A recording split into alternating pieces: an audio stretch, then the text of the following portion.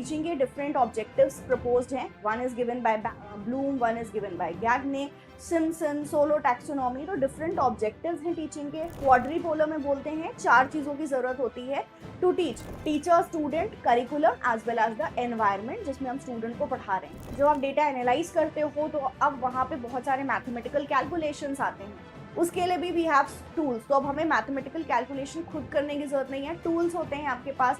SPSS है जिसके ऊपर क्वेश्चन बना था हमारा।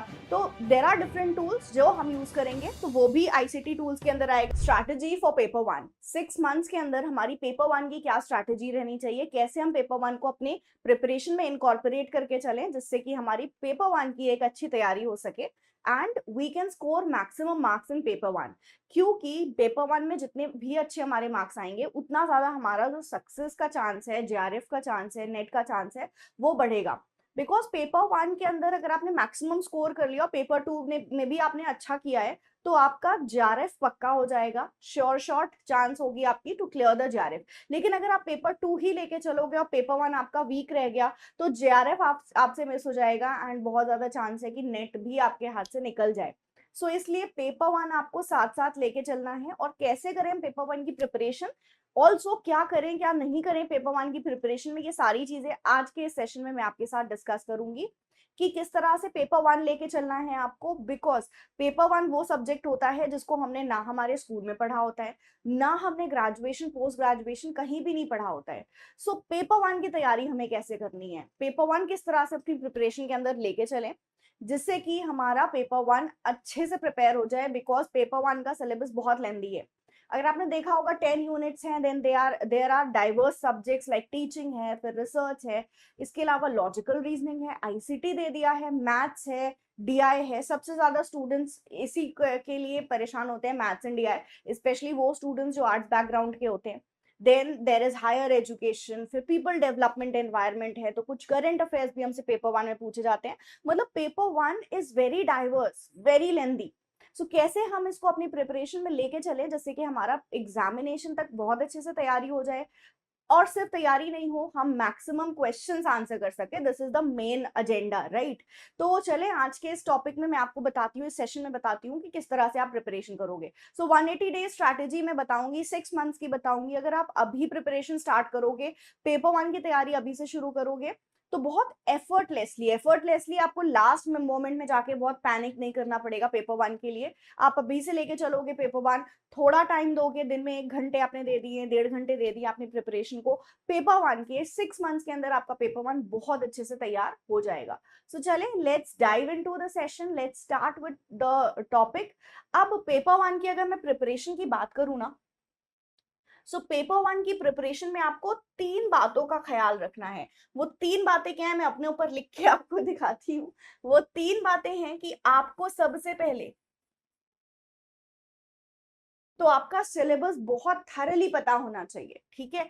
इसके अलावा आपको प्रीवियस या क्वेश्चंस को प्रैक्टिस करना है। प्रैक्टिस तो आपकी नहीं छूटनी है, प्रैक्टिस आपको करना है। बिकॉज देखो जब हम थ्योरी पढ़ते हैं तो वो एक आपका थ्योरेटिकल कॉन्सेप्ट हो गया, आपका कॉन्सेप्ट क्लियर है। लेकिन previous year question as well as practice जब करोगे तब आपको उसका प्रैक्टिकल आएगा, इम्प्लीमेंटेशन आएगा। जब आप उसकी प्रैक्टिस करोगे ना, सो आपको आएगा कि किस तरह से हमें इन क्वेश्चंस को पूछा जा रहा है एग्जाम में, किस तरह से पुट अप हो रहे हैं क्वेश्चंस, कैसे हमें इनको आंसर करना है। सो आपको प्रैक्टिकल वहां पे सिखाया जाएगा। जब आप प्रैक्टिकल क्वेश्चंस करोगे, प्रीवियस या क्वेश्चन करोगे, तब आपको प्रैक्टिकल आएगा कि how we will be applying the knowledge. तो देखो एक होता है कि कॉन्सेप्ट हमें समझ में आ गया और उसकी एप्लीकेशन, ये दोनों अलग अलग चीजें होती है। So you have to practice the previous year question. साथ में आपको एक चीज और रखनी है, दैट इज रिविजन। जब आप इन 3 चीजों का ध्यान रखोगे, जब आप इन 3 चीजों को लेके चलोगे, तब आपकी पेपर 1 की एक बहुत कंप्लीट कॉम्प्रिहेंसिव प्रिपरेशन होगी। सो द 3 थिंग्स जो हमें अभी से पकड़ के चलना है is we have to know the syllabus, और सिलेबस के अकॉर्डिंग प्रिपेयर करना है। We have to practice the previous year questions, and third is we have to revise. Revise नहीं करोगे तो कोई भी चीज जो हमने पढ़ी है वो हम भूल जाएंगे, but if we keep on revising it तो वो चीजें हमारे दिमाग में बिल्कुल कॉन्क्रीट हो जाएगी, हम हमारे दिमाग में बस जाएगी। We are not going to forget it, and examination में हम वो क्वेश्चन सही करके आ पाएंगे, राइट। अगर रिवाइज नहीं करोगे तो जितनी भी मेहनत आपने अभी करी है एग्जामिनेशन में भूल गए तो फिर आप हम बोलते हैं ना क्या फायदा हुआ पढ़ने का, उतना मेहनत करने का, एग्जाम में तो याद नहीं आया, राइट। तो ये 3 चीजें हम लेके चलेंगे अभी से। कोई भी आप प्रिपरेशन कर रहे हो, पेपर 1 करो या पेपर 2 करो, आपको ये 3 चीजें ही करनी है बस। दैट इज सिलेबस, और अकॉर्डिंगली प्रिपेयर करो। Previous year questions you have to solve, आपको प्रैक्टिस करनी है जो भी न्यूमेरिकल टॉपिक्स हैं उनकी, as well as you have to do the revision. So सबसे पहला है यहाँ पर सिलेबस। तो मैं सबसे पहले आपके साथ यहाँ पर डिस्कस करूंगी पेपर 1 का सिलेबस। तो पेपर 1 के सिलेबस में यू हैव 10 यूनिट्स, जिसमें सबसे पहली यूनिट है आपकी टीचिंग एप्टीट्यूड। टीचिंग एप्टीट्यूड का आप सिलेबस देखोगे, जितना बड़ा आपका सिलेबस है उतना ही बड़ा कंटेंट भी है, बहुत सारी चीजें आपको इसके अंदर पढ़नी है। कुछ ऐसी भी चीजें हैं जो आपको आउट ऑफ द सिलेबस पूछी जाती है, मैं वो भी आपको बताऊंगी। बट सबसे पहले आप सिलेबस के अंदर you have to understand teaching है क्या, कॉन्सेप्ट्स। टीचिंग के कॉन्सेप्ट्स के साथ साथ यहाँ पर आपके जो क्वेश्चन बनते हैं वो है टीचिंग के कैरेक्टरिस्टिक्स पे। टीचिंग के कैरेक्टरिस्टिक पे भी हमसे यहाँ पे क्वेश्चन बनते हैं। Next is objectives. टीचिंग के ऑब्जेक्टिव्स के ऊपर आपसे क्वेश्चन पूछे जाएंगे कि टीचिंग के डिफरेंट ऑब्जेक्टिव्स प्रपोज्ड हैं। One is given by Bloom, one is given by Gagne, Simpson, SOLO taxonomy. तो डिफरेंट ऑब्जेक्टिव्स हैं टीचिंग के जो कि आपको कवर करने हैं। तो सिर्फ ऑब्जेक्टिव्स नहीं, गिवन बाय डिफरेंट पर्सन, वो भी कवर करना है। Okay, next is levels of teaching. Teaching के अंदर 3 लेवल्स आती हैं, मेमोरी, अंडरस्टैंडिंग, रिफ्लेक्टिव। यहां से आपके शॉर्ट क्वेश्चन बनते हैं, एज वेल एज ऑब्जेक्टिव से भी क्वेश्चंस आपके एग्जाम में पूछे जाते हैं। तो ये हमें देखना है। बेसिक रिक्वायरमेंट क्या होगी टीचिंग की? तो बेसिक रिक्वायरमेंट के अंदर आपका बाइपोलर प्रोसेस, ट्राई और क्वाड्रीपोलर प्रोसेस पढ़ना होता है हमको। बाय में बोलते हैं सिर्फ टीचर और स्टूडेंट प्रेजेंट होगा तो टीचिंग हो जाएगी। ट्राई में बोलते हैं teacher, student and also we need a curriculum. जबकि क्वाड्रीपोलर में बोलते हैं 4 चीजों की जरूरत होती है to teach, teacher, student, curriculum as well as the environment जिसमें हम स्टूडेंट को पढ़ा रहे हैं। सो ये आपकी बेसिक रिक्वायरमेंट होगी। Then there are learners characteristic. तो आपको एडल्ट लर्नर और एडोलेसेंट लर्नर की कैरेक्टरिस्टिक पढ़नी है, इंडिविजुअल डिफरेंसेस पढ़ने हैं, एज वेल एज यहाँ से क्वेश्चन बनता है डिसेबिलिटी पे। जो स्टूडेंट्स हैं इनकी डिसेबिलिटी के ऊपर भी आपसे क्वेश्चंस पूछे जाते हैं। So you have to learn that as well. ठीक है, सो ये 3 चीजें आपको लर्नर्स कैरेक्टर में पढ़नी है। इंडिविजुअल डिफरेंस, स्टूडेंट्स के अंदर जो लर्नर्स के अंदर डिसेबिलिटी हो सकती है जो हमारी लर्निंग को इम्पैक्ट करेगी वो, एज वेल एज लर्नर्स की characteristic. Coming on to the next is factors affecting teaching. तो टीचिंग को बहुत सारे फैक्टर्स अफेक्ट कर सकते हैं। आपको पता है जब हम पढ़ाते हैं तो 100% आपको रिजल्ट नहीं मिलता है, मतलब आप कितना भी अच्छा पढ़ा लो 100% रिजल्ट नहीं मिलता। कुछ फैक्टर्स होते हैं जो टीचिंग पे इम्पैक्ट कर देते हैं, डाल देते हैं, जिससे हमारी टीचिंग कई बार इनइफेक्टिव हो जाती है ना। सो क्यों इनइफेक्टिव होती है ये समझना बहुत जरूरी है एज अ टीचर। आपको, आप टीचर बनने वाले हो, प्रोफेसर्स बनने वाले हो, so as a teacher you have to understand कि वो कौन से फैक्टर्स हैं जो टीचिंग में बहुत हमारे इम्पैक्ट कर सकते हैं। अगर आप इनको ओवरकम करके चलोगे तो आपकी टीचिंग इफेक्टिव होगी, है ना। इसलिए हमें पढ़ाया जाता है कि टीचिंग को कौन कौन से फैक्टर्स इम्पैक्ट कर सकते हैं। टीचर से रिलेटेड फैक्टर, लर्नर से related factor, etcetera. Methods of teaching, for sure as a teacher आपको मेथड्स ऑफ टीचिंग पता होने चाहिए कि किन किन तरीकों से हम पढ़ा सकते हैं। So there are teacher centred methods of teaching, then learner centred methods होते हैं, online methods, offline methods. You have to learn all the methods, you have to understand all the methods. ठीक है, ऑनलाइन के अंदर आपके main स्वयं, स्वयं Prabha, MOOCs. अब यहाँ से ये भी क्वेश्चन पूछे जाते हैं, सिर्फ मूक नहीं, मूक के जो फेमस प्लेटफॉर्म्स है ना वो भी देख के चलोगे, क्योंकि मूक्स के फेमस प्लेटफॉर्म पे भी आपके क्वेश्चंस बन चुके हैं एग्जाम में। सो आप मूक के फेमस प्लेटफॉर्म्स को भी लेके चलोगे। टीचिंग सपोर्ट सिस्टम है आपका, you have to understand that as well कि टीचिंग को कौन कौन सी चीजें हमारी सपोर्ट करती है, कौन कौन सी चीजें हेल्प करती है। और अब जो बहुत ज्यादा पॉपुलर टॉपिक है, हॉट टॉपिक है, वो है टीचिंग के अंदर आईसीटी बेस्ड आपके जितने भी सपोर्ट सिस्टम होते हैं। बहुत सारे ऐसे सॉफ्टवेयर्स हैं, बहुत सारे हमारे पास एप्स हैं जो टीचिंग में हमें सपोर्ट करती हैं। Like we have edu puzzle, हम बच्चे को क्विज के थ्रू पढ़ाते हैं, बच्चों को क्विजेस के थ्रू सिखा सकते हैं। Then we have many more softwares and applications like this जो टीचिंग में हमको हेल्प करते हैं। तो हमें वो चीज देखनी है। We have to understand CBCS, choice based credit system, अभी रिसेंट एडिशन है हमारा इवैल्यूएशन सिस्टम में, वो पढ़ना है। We have to learn computer based testing, innovations क्या है इवैल्यूएशन सिस्टम में, क्या क्या नया तरीका आ गया है इवैल्यूएट करने का स्टूडेंट को। सो जो चीजें हमें पढ़नी है इवैल्यूएशन के अंदर वो है इवैल्यूएशन का टाइप्स। सबसे पहले टाइप्स पढ़ोगे आप, ठीक है। इवैल्यूएशन के टाइप्स के बाद इवैल्यूएशन की कैरेक्टरिस्टिक प्लस फंक्शंस देखेंगे हम, सीबीटी सीबीसीएस देखेंगे, इनोवेशंस देखेंगे। ऑल्सो इवैल्यूएशन के अंदर होता है ग्रेडिंग सिस्टम, सो ग्रेडिंग सिस्टम के टाइप्स भी हमको देखने हैं। तो ये चीजें आपको सिलेबस में मेंशन्ड हैं जो आपको करनी है। Out of that apart from this जो आपके एग्जाम में पूछा जाता है वो कुछ चीजें मैं लिख दे रही हूं, इस पे भी हम साथ साथ काम करते हुए चलेंगे बिकॉज यहां से भी हमारे क्वेश्चंस बनते हैं। ठीक है, जो मैंने आपको बताया डिसेबिलिटी करोगे, ये चीजें करोगे, इसके अलावा आपसे जो क्वेश्चन पूछा जाता है लर्निंग के ऊपर, लर्निंग के थ्योरीज, इस बार लर्निंग के प्लेट्यू के ऊपर भी क्वेश्चन आया था हमारे दिसंबर के अंदर, तो लर्निंग का प्लेट्यू क्या है, तो ये सारी चीजें, तो काफी ज्यादा डेप्थ में चीजें आपसे पूछी जा रही हैं पेपर 1 के अंदर। तो अगर आप अभी से उसको लेके चलोगे एज वेल एज एक आपके पास राइट गाइडेंस होगा, जैसे मैं यहाँ पर आपको गाइड कर रही हूँ कि ये चीजें भी पढ़ लेना साथ में, तब आपकी पेपर 1 की प्रिपरेशन बहुत बेहतर हो जाएगी। सो लर्निंग है, लर्निंग के थ्योरीज हो गई, माइक्रो टीचिंग क्या होती है ये भी आपको देखना है। Also you have to learn the models of teaching, बहुत सारे मॉडल्स ऑफ टीचिंग है, pedagogy, andragogy, heutagogy, ADDIE model, ASSURE model, many more, तो कॉग्निटिव अप्रेंटिसशिप मॉडल है, तो कई सारे मॉडल्स ऑफ टीचिंग है जो आपको देखने हैं। राइट, आपसे क्वेश्चन पूछा था इस बार direct non directive model of teaching पे, तो डायरेक्टिव क्या है, तो there are different models of teaching जो आपको पढ़ के चलना है। ओके, सो ये चीजें हमको पढ़नी है टीचिंग के अंदर apart from what is mentioned in the syllabus. आगे चलते हैं, रिसर्च की बात करते हैं विच इज योर यूनिट 2। तो रिसर्च के अंदर टाइप्स वेरी इंपॉर्टेंट, एंड ये जो आपको लिखा है इसके आगे आप पढ़ोगे मेथड्स ऑफ रिसर्च, तो मेथड्स ऑफ रिसर्च है या टाइप्स एक ही चीज है। तो आपको रिसर्च के अंदर रिसर्च के टाइप्स पढ़ने हैं, मीनिंग ऑब्वियसली पढ़ोगे, देन कैरेक्टरिस्टिक, ये बहुत इंपॉर्टेंट है, और कैरेक्टरिस्टिक के अंदर से आपके इन डेप्थ क्वेश्चंस बनते हैं। राइट, तो कैरेक्टरिस्टिक्स ऑफ टीचिंग आपको करना है। देन पॉजिटिविज्म है, पोस्ट पॉजिटिविज्म का कॉन्सेप्ट है बहुत छोटा सा कॉन्सेप्ट, मैंने यूट्यूब पे क्लास भी ली हुई है, वहां से आप देख सकते हो, बहुत छोटा सा कॉन्सेप्ट है लेकिन इंपॉर्टेंट है, क्वेश्चंस यहाँ से हमारे पूछे जाते हैं। Next coming on two steps of research, important, यहां से भी आपके इन डेप्थ क्वेश्चंस बन रहे हैं एग्जाम में, सो हम उसको भी देखेंगे। नेक्स्ट है थीसिस आर्टिकल कैसे लिखते हो, क्या फॉर्मेट और स्टाइल होगी थीसिस लिखने की, रेफरेंसिंग की हमारी क्या फॉर्मेट स्टाइल होगा, you have to learn that.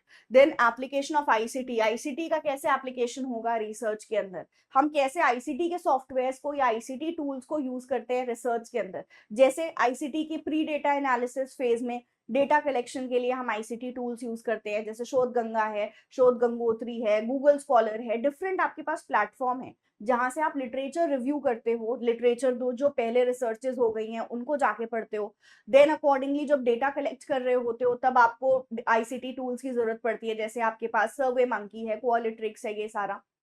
अब एंड देन जब आप डेटा एनालाइज करते हो तो अब वहां पे बहुत सारे मैथमेटिकल कैलकुलेशंस आते हैं, उसके लिए भी वी हैव टूल्स, तो अब हमें मैथमेटिकल कैलकुलेशन खुद करने की जरूरत नहीं है, टूल्स होते हैं आपके पास, एसपीएसएस है जिसके ऊपर क्वेश्चन बना था हमारा, तो देर आर डिफरेंट टूल्स जो हम यूज करेंगे, तो वो भी आईसीटी टूल्स के अंदर आएगा। फिर रिसर्च हो गई है हमारी, रिपोर्ट लिख रहे हो, प्लेजरिज्म चेक करने के लिए आईसीटी टूल्स है, तो यहाँ पर आपको सिर्फ कुछ नहीं करना है, यहाँ पर सिर्फ हमें हमारे एग्जामिनेशन तक जानना है कि कौन से टूल्स होते हैं, नाम पूरे याद कर लोगे तो आपका काम हो जाएगा, आपको और कुछ भी इसमें नहीं पढ़ना है, सिर्फ नाम याद करना है। इसके अलावा रिसर्च के एथिक्स, तो ये थोड़ा सा डेप्थ में पढ़ोगे, प्लेजरिज्म है, फिर प्लेजरिज्म के लेवल्स होते हैं, तो वो सारी चीजें आपको पढ़नी है, research ethics. Now coming on to क्या चीजें हैं जो सिलेबस के अलावा भी हमसे पूछी जाती है, तो सबसे पहली चीज है डिफरेंट टाइप्स ऑफ मीटिंग्स।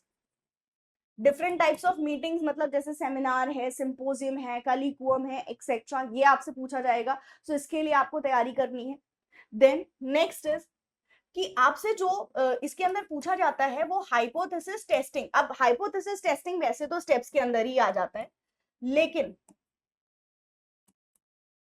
अब थोड़े से कैलकुलेशंस वगैरह भी हमसे पूछे जा रहे हैं, पी वैल्यू हो गया, फिर आपके जो डिसीजन लेने के लिए आपसे इस बार पी वैल्यू पूछा था, हो सकता है नेक्स्ट टाइम टेबल वैल्यू के ऊपर पूछ ले क्वेश्चन, तो थोड़े कैलकुलेशंस आ रहे हैं आपसे, स्क्यूनेस के ऊपर क्वेश्चन आ रहे हैं, मतलब हम बोलेंगे जो हमारा स्टेप्स ऑफ रिसर्च है उसके अंदर ही आपसे क्वेश्चंस पूछे जा रहे हैं, लेकिन उसको बहुत ज्यादा मैनीफोल्ड एक्सपैंड कर दिया गया है। So what you have to do is कि आपको बहुत इन डेप्थ पूरा रिसर्च पढ़नी है ना। अगर आपको लग रहा है कि भाई इतना इन डेप्थ हम कैसे पढ़ेंगे, तो we are here, we have the separate course. आपके पेपर 1 का हमारे पास सेपरेट कोर्स है पीडब्ल्यू की एप्लीकेशन पे, आप उसमें एनरोल कर सकते हो, जहां पर I will be taking care of everything. Research का जो भी आपका टॉपिक है जो आपके एग्जाम में पूछा जाएगा, आई will be covering that along with previous question, तो हम सब कुछ करेंगे। तो आपको पेपर 1 के लिए बहुत ज्यादा, अगर आपको लग रहा है कि भाई कैसे करेंगे, ये बहुत ज्यादा है हमारे लिए, तो you can enroll into a course, there is a nominal fee of that batch is well, तो आप उसमें एनरोल कर सकते हो।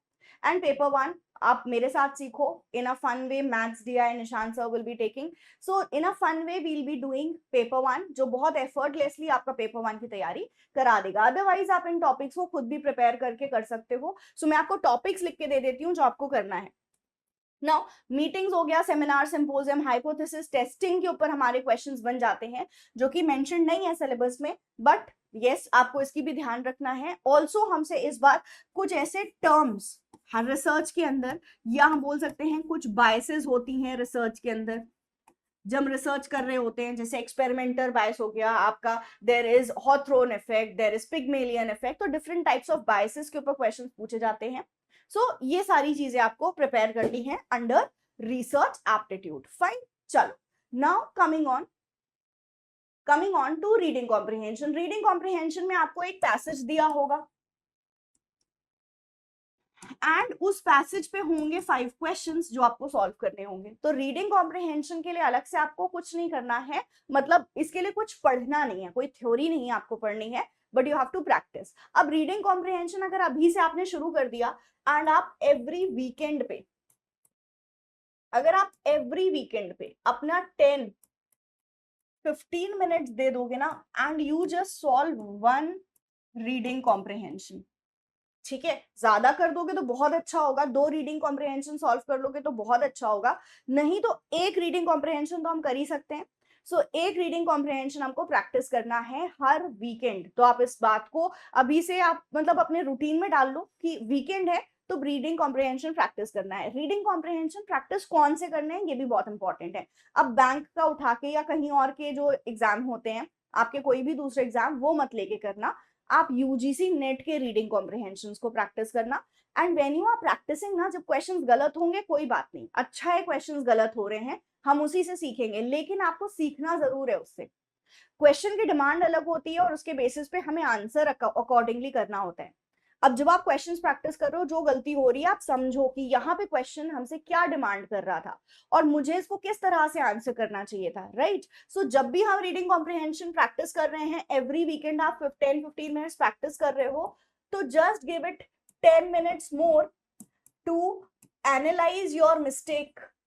अपनी मिस्टेक्स को एनालाइज करो एंड देखो कि मुझसे कहाँ क्या गलती हुई है, क्या पूछा गया था, एंड ये पैसेज के अंदर जो भी गलती हुई है उसको एनालाइज करो, इंटरनलाइज कर लो कि next time I don't have to commit the same mistake. कोई नई गलती करो, उस नई गलती से सीखो, लेकिन ये गलती रिपीट नहीं हो इसका भी ध्यान रखना है। सो आप इस तरह से भी कर सकते हो जो आई जनरली डू।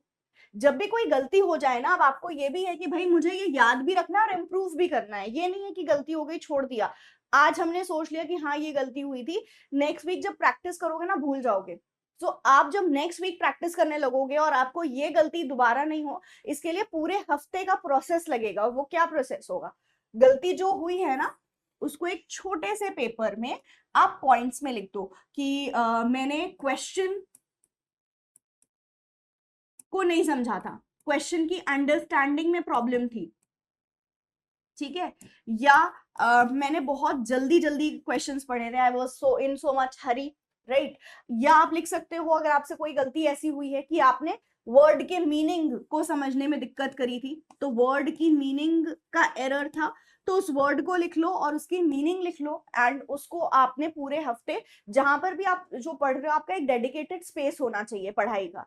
ये भी बहुत इंपॉर्टेंट रोल प्ले करता है कि हम कहाँ किस एनवायरनमेंट में पढ़ रहे हैं, क्योंकि टीचिंग एप्टीट्यूड के अंदर आप ये भी पढ़ते हो, the environment you study in also impact your learning. तो जहां भी आप पढ़ रहे हो, जो भी आपका डेडिकेटेड स्पेस है, वहां पर आप इस पेपर को स्टिक कर सकते हो। पूरे हफ्ते इसको देखो कि ये गलतियां मैंने की थी एंड ये गलती आपको अब दोबारा नहीं करनी है, ठीक है। सो रीडिंग कॉम्प्रिहेंशन की प्रैक्टिस के लिए आपको एवरी वीक कुछ टाइम निकालना है, वीकेंड में कुछ टाइम निकालना है, और एक रीडिंग कॉम्प्रिहेंशन जरूर से प्रैक्टिस करना है। Coming on to next unit which is your communication. ये यूनिट 4 है, communication, meaning, types of communication, characteristic of communication. Then types के अंदर ये सारे टाइप्स आते हैं, ये जो लिखा है ना नीचे, this is nothing but types of communication only. Barriers है कम्युनिकेशन के, मास मीडिया है, सोसाइटी है। मास मीडिया के अंदर अब हमसे थ्योरीज भी पूछी जाने लगी हैं, मैंने यूट्यूब पे कवर किया था तो आप उसको भी देख सकते हो। Along with that mass media के जितने टाइप्स होते हैं वो भी हमको कवर करने हैं। We have to cover the institutes, ठीक है, जो आपके मास मीडिया के इंस्टीट्यूट हैं, जैसे पीसीआई, पीआईबी, जो मेन इंस्टीट्यूट्स हैं वो भी आपको करने हैं। कब वो फाउंड हुए थे, उनके फाउंडर कौन है, उनका फंक्शन क्या है, ये सारी चीजें आपको देखनी है, ठीक।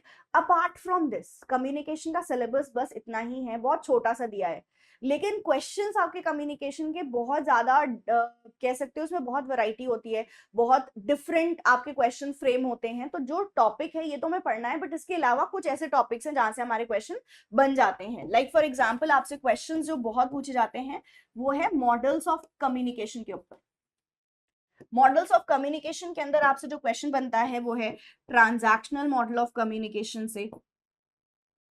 क्वेश्चन हमसे बनता है लीनियर मॉडल ऑफ कम्युनिकेशन से, एज वेल एज आपसे क्वेश्चन बनता है इंटरैक्शनल मॉडल ऑफ कम्युनिकेशन से। ओके, सो ये तो हमारे मॉडल्स ऑफ कम्युनिकेशन हो गए। यहां से हमारे क्वेश्चंस एग्जाम में बनेंगे। इसके अलावा जो हमसे क्वेश्चंस बन जाते हैं, जैसा कि मैंने बोला थ्योरी ऑफ मास कम्युनिकेशन, यहां से क्वेश्चन बनेगा। So you have to understand that as well कि क्या डिफरेंट थ्योरीज हैं मास कम्युनिकेशन की, उनको पढ़ के चलो। Then there are some terms, communication के अंदर कुछ टर्म्स होते हैं जहां से क्वेश्चंस बनते हैं। नाउ अगर आप 5 ईयर के, लास्ट 5 ईयर के क्वेश्चंस को एनालाइज करोगे तो आपको वो सारे टर्म्स मिल जाएंगे, जैसे कि सीमाफोर कम्युनिकेशन क्या है, आपसे क्वेश्चंस पूछे गए थे इस बार कि बुद्धिस्ट कम्युनिकेशन क्या है, ईस्टर्न वेस्टर्न कम्युनिकेशन पे हमारे क्वेश्चंस आ रहे हैं। सो ये सारी चीजें भी इंक्लूड कर दी गई। अब बुद्धिस्ट कम्युनिकेशन क्यों पूछा गया, क्योंकि लॉजिकल रीजनिंग में हम बुद्धिज्म जैनिज्म पढ़ ही रहे थे, तो वो यहाँ कम्युनिकेशन में भी उन्होंने डाल दिया। सो बुद्धिस्ट कम्युनिकेशन क्या है आपका, ईस्टर्न कम्युनिकेशन, वेस्टर्न कम्युनिकेशन के कॉन्सेप्ट आपको देखने हैं। इसके अलावा कम्युनिकेशन में ड्यूप्लेक्स कम्युनिकेशन क्या है। तो देयर आर डिफरेंट टर्म्स जो कम्युनिकेशन के 5 ईयर पेपर को आप एनालाइज करोगे तो आपको समझ में आएगा कि there are something, some more terms जिस पे क्वेश्चंस पूछे जाते हैं। कोर्स के अंदर तो हम सारे कवर कराएंगे, बट आप अगर खुद से पढ़ रहे हो तो आप ये सारे टर्म्स को भी साथ में लेके चलोगे कम्युनिकेशन के अंदर, ठीक है। Now moving ahead, next unit, 5th unit is mathematical reasoning aptitude. तो रीजनिंग है, नंबर सीरीज है, letter series, codes, mathematical aptitude, यहां से आपके एग्जाम में क्वेश्चंस बनते हैं, ठीक है। सो अगर हम बात करें आपके रीजनिंग की, मैथमेटिकल रीजनिंग की, तो इसको हमें कैसे करना है, अगेन इसके लिए आपको प्रैक्टिस करनी है।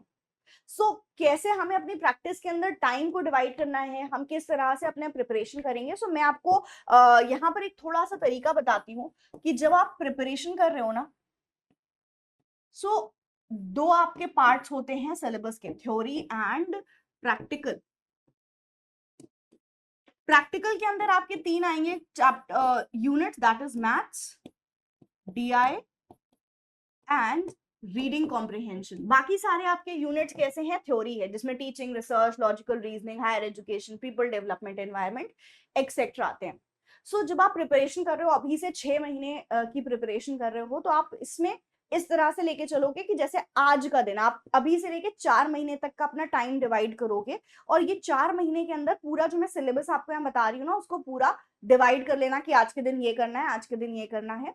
एंड अपने लिए बीच में बफर टाइम भी रखना, क्योंकि डेली पढ़ाई तो होगी नहीं आपसे, हो सकता है कि इधर उधर हमें कहीं जाना पड़ जाए, कोई काम हो जाए जिससे हम बीच में पढ़ाई एक आध दिन नहीं कर पा रहे हैं। तो एवरी वीक अगर आप अपने लिए एक बफर डे रखोगे तो आप उसको फिर अकॉर्डिंगली एडजस्ट कर सकते हो कि ठीक है आज पढ़ाई नहीं हुई तो वो जो बफर डे था हमारे पास हम उस दिन पढ़ लेंगे। इस तरह से यू कैन डू। जब आप अपनी प्रिपरेशन कर रहे हो ना, तो ये 6 मंथ्स का जो आपका टाइम है, इसमें आप 4 मंथ्स या 5 मंथ्स भी ले सकते हो कि 5 मंथ्स में पूरा सिलेबस पेपर 1 का कंप्लीट करना है। कैसे करना है उसकी आप एक टाइम टेबल बनाओ, उसका एक शेड्यूल बनाओ कि ठीक है मैं सबसे पहले लूंगी टीचिंग के कॉन्सेप्ट्स को और ऑब्जेक्टिव्स को। आज के दिन में हमें टीचिंग के ऑब्जेक्टिव्स और कॉन्सेप्ट्स को पढ़ना है। अब टीचिंग के ऑब्जेक्टिव और कॉन्सेप्ट के लिए आपने क्या किया, एक दिन अलॉट कर दिया, ठीक है। फिर आपने टीचिंग के लेवल्स के लिए एक दिन अलॉट कर दिया कि आज के दिन 1 घंटा मैं लूंगी और मैं टीचिंग एप्टीट्यूड के लेवल्स को कंप्लीट करूंगी। तो आपने इस तरह से पूरा 5 महीने के अंदर अपने पूरे पेपर 1 का एक टाइम बना दिया कि इस दिन ये एक टॉपिक पढ़ना है, और इस तरह से 5 महीने में मैं पूरा अपना पेपर 1 कंप्लीट करूंगी। 6 महीने में क्यों नहीं, क्योंकि 6th मंथ आप क्या करोगे, प्रैक्टिस करोगे सिर्फ, ठीक है। आप इस तरह से टाइम डिवाइड करोगे। मैथ्स के भी जो आपके यूनिट्स है ना, इसको भी कि रीजनिंग किस किस तरह की हमारी मैथ्स में आती है, मैं एक दिन इसके पीछे लगाऊंगा तो आपने पूरा पढ़ लिया, अब इसकी प्रैक्टिस तो चलती रहेगी, ठीक। आपने इस वीक रीजनिंग में आपने मैथ्स के अंदर ये वाला पढ़ा है कि रीजनिंग के टाइप्स कौन कौन से हैं। देन इस वीक में आपको थ्रू आउट हर रोज 10 मिनट निकालना है और आपको रीजनिंग टॉपिक के ऊपर प्रैक्टिस करनी है। मतलब जैसे मैं बोलूं कि आज इस वीक में मैंने लेटर सीरीज पढ़ा है, ठीक है। लेटर सीरीज अब मैं पूरे हफ्ते 10 मिनट लेके लेटर सीरीज के 5 क्वेश्चंस ले लिए, प्रैक्टिस करूंगी। मैंने नंबर सीरीज के 5 क्वेश्चंस ले लिए, एवरी डे मैं 5 क्वेश्चंस प्रैक्टिस करूंगी, फिर नेक्स्ट डे कोई और 5 क्वेश्चंस लेके प्रैक्टिस करूंगी। तो इस तरह से आप क्वेश्चंस करोगे। मतलब मैं फिर से रिपीट कर देती हूँ, आपने एक टॉपिक उठाया मैथ्स का, इस तरह से टॉपिक उठाना कि हफ्ते में एक ही नया टॉपिक स्टार्ट करो, वो टॉपिक आपने पढ़ लिया, ठीक है। अब पूरे हफ्ते इसको आप प्रैक्टिस कर रहे हो। नेक्स्ट वीक आप एक मैथ्स का नया टॉपिक उठाना, उसको पढ़ा एंड देन प्रैक्टिस किया, अलोंग विथ वो जो प्रीवियस वीक आपने पढ़ा था उसके भी एक आध क्वेश्चन करते चलना। तो इस तरह से आप मैथ्स और रीजनिंग करोगे पूरे। जब आप 5 महीने मैथ्स और रीजनिंग करते चलोगे, डीआई करते चलोगे, एज वेल एज मैंने आर्ट्स भी बताया आपको कि एवरी वीकेंड करना है, तो आपने पूरे 5 महीने ये 3 प्रैक्टिकल यूनिट साथ साथ प्रैक्टिस करी, तो इससे आपकी प्रिपरेशन बहुत अच्छी हो जाएगी और आपको बहुत ज्यादा मेहनत भी नहीं लगेगी इसके पीछे। बिकॉज एवरी डे में 5 ही क्वेश्चन तो करे थे, 10 ही मिनट तो दिया था, लेकिन आप देखो पूरा मैथ्स रीजनिंग डीआई सारा आपका बहुत अच्छे से हो गया तैयार, और बिना बहुत ज्यादा टाइम लगाए, राइट। ये आपका मैथ्स का सिलेबस है। नेक्स्ट 6th यूनिट है लॉजिकल रीजनिंग, जिसमें आर्ग्यूमेंट का स्ट्रक्चर। नाउ आर्ग्यूमेंट का स्ट्रक्चर में कि आपके middle term, major term, minor term क्या होते हैं, तो डिफरेंट टर्म्स भी आपको पता होने चाहिए। आर्ग्यूमेंट के forms, structure of categorical proposition, then moods figures क्या है, फॉर्मल इनफॉर्मल, फैलेसी, यहाँ से बहुत क्वेश्चन बनते हैं। फैलेसी बहुत इंपॉर्टेंट है, किस तरह से हम लैंग्वेज को यूज करेंगे, कनोटेशन डिनोटेशन, यहाँ से भी हमारा क्वेश्चन बहुत बनता है। तो यहाँ से फैलेसी से, कनोटेशन डिनोटेशन से एक क्वेश्चन आपको एग्जाम में देखने को मिलेगा ही। Classical square of opposition very important. Then inductive deductive reasoning है, एनालॉजी है, Venn diagram, Indian logic. Indian logic मुश्किल नहीं है, लेकिन स्टूडेंट्स को वो इसलिए मुश्किल लगती है क्योंकि उसमें बहुत सारे आपके कठिन टर्मिनोलॉजी या कठिन शब्दों का यूज किया जाता है। आपको यहाँ पर नाम से ही थोड़ा सा देखोगे, प्रत्यक्ष है, अनुमान है, उपमान है, ये बहुत इजी है। ये जो 6 चीजें हैं ना, 6 चीजों के लिए मैंने शायद 20 मिनट्स में ही पूरा एक्सप्लेन कर दिया था और बहुत अच्छे से स्टूडेंट्स को समझ में आ गया था।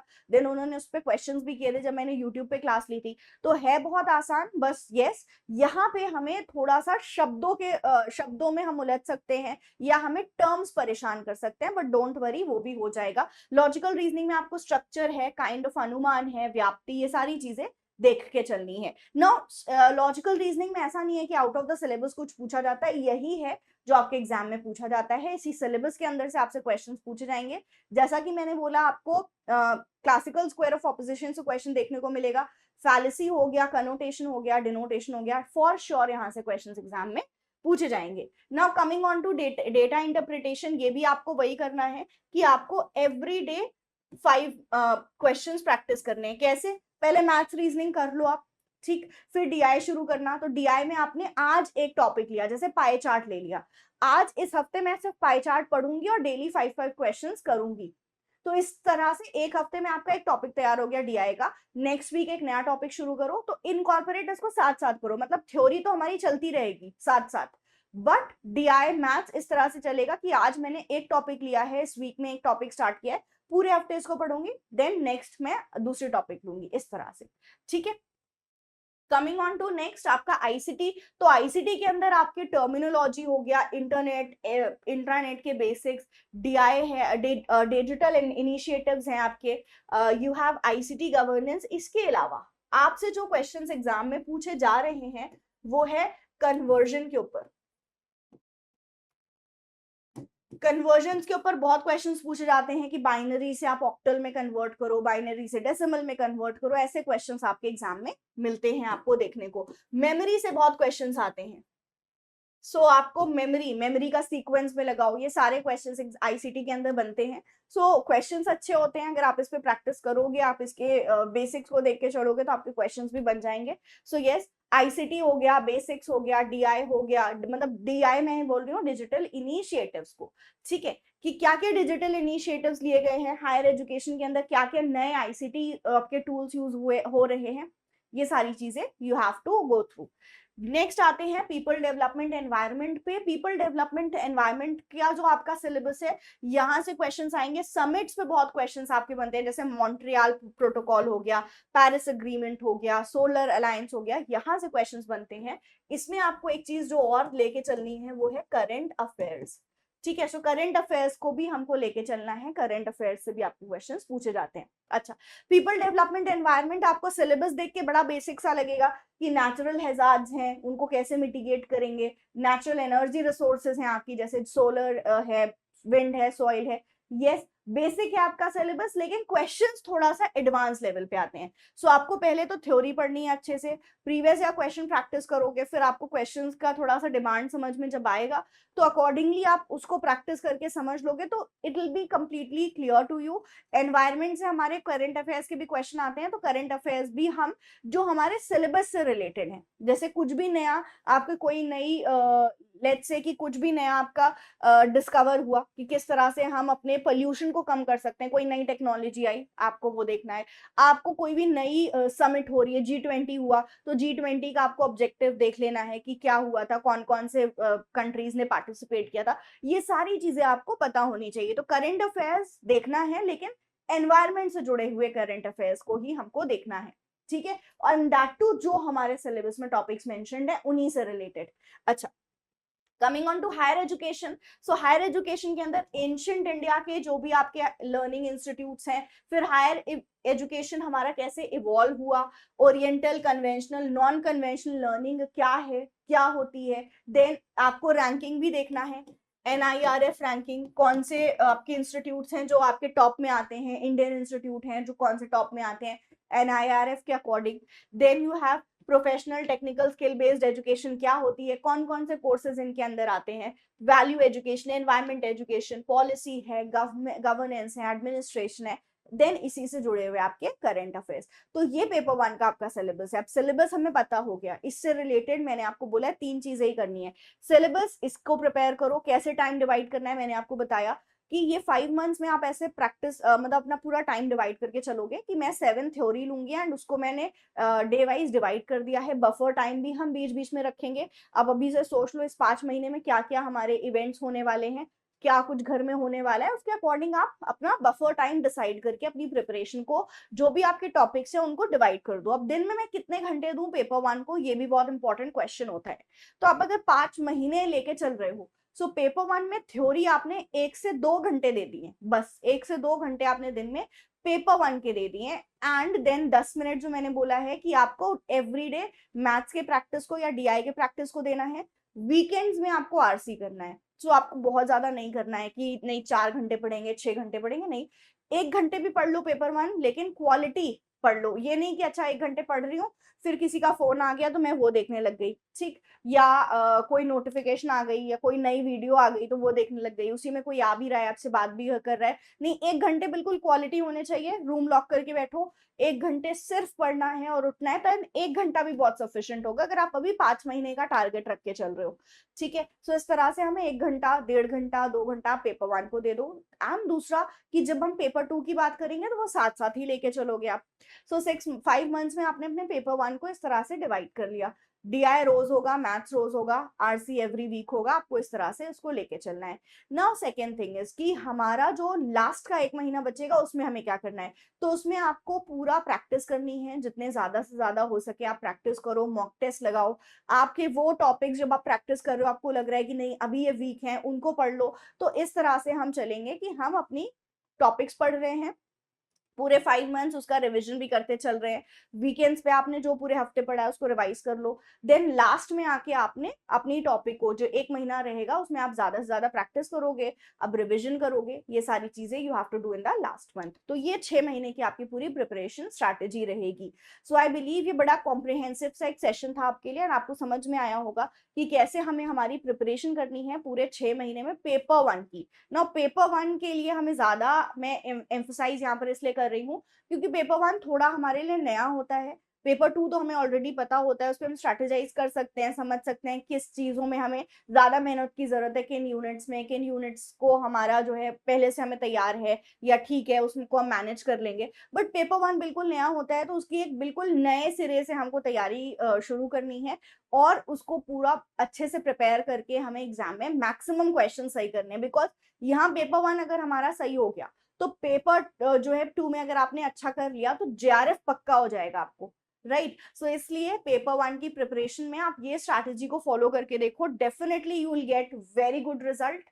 सो अगर आपने इस तरह से प्रैक्टिस कर लिया, 1 घंटा भी क्वालिटी अगर आप टाइम दे दोगे पेपर 1 को तो बहुत होगा। सो यस, इसी के साथ आई एम लीविंग नाउ, लेकिन हम मिलेंगे फिर से एक नए सेशन में। यूट्यूब पे मैं आपकी लाइव क्लासेस लेती रहती हूँ, पेपर 1 की तैयारी कराती रहती हूँ। इसके अलावा आप पेपर 1 का कोर्स भी ले सकते हो हमारे पीडब्ल्यू यूजीसी नेट ऐप पे जाके, मतलब पीडब्ल्यू ऐप डाउनलोड कर लोगे एंड यूजीसी नेट टैब पे जाओगे तो वहां पेपर 1 का सेपरेट कोर्स अवेलेबल है, बहुत नॉमिनल फीस है। So if you want you can enrol into the same, जिससे कि आपकी पेपर 1 की एक बेटर प्रिपरेशन हो सके हमारे साथ, right. So yes, now the call is your. चलिए अब मिलते हैं हम हमारे पेड कोर्स में या फिर यूट्यूब पे, तब तक के लिए take care everyone, have a very great day ahead, stay safe, bye bye.